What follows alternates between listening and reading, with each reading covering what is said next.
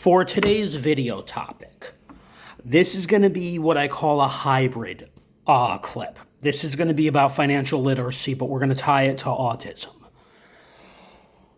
My tech guy and I go back and forth about, well, if you were allowed to bill your services as an example or get a whole salary years up front like I did when, I got 16 to 10K, which is 5 digits worth for being a web developer, then you'd be able to manage that money better.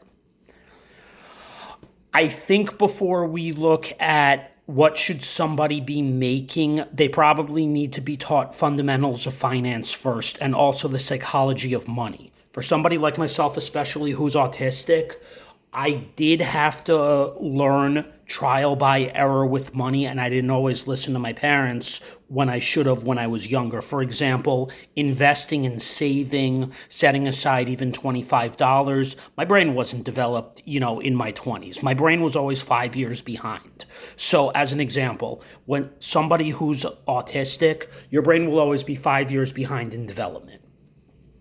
Now, when you equate money in the picture, that's where I think having a basic understanding of finance first, whether it's accounting or personal finance, can strongly help the child's foundation or the adult's foundation. Luckily for me, I was finally able to learn at the end of my university days, the basics of personal finance to be able to better understand, but it took getting a professional job about 4.5 years ago to finally be able to financially clean myself up.